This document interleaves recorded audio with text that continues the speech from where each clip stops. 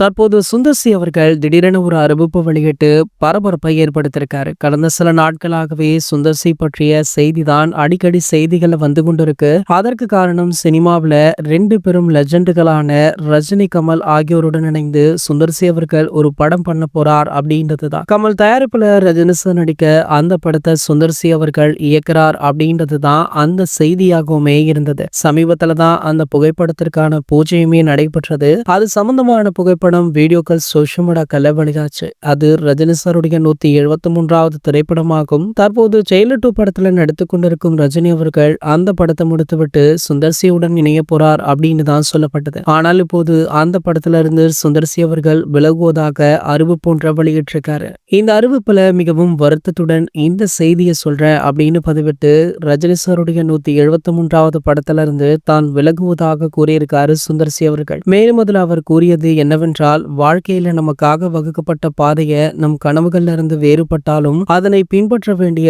தருணங்கள் இருக்கு.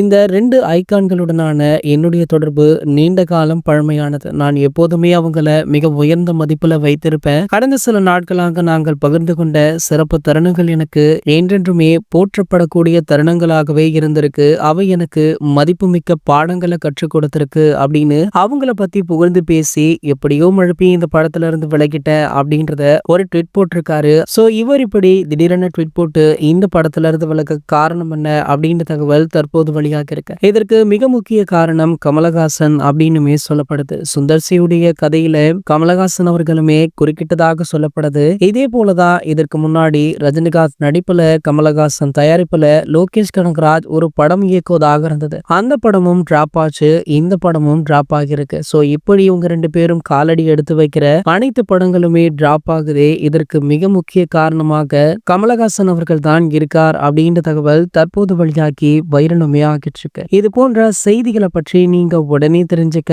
நம்மளுடைய சேனலை மறக்காம சப்ஸ்கிரைப் பண்ணிக்கோங்க.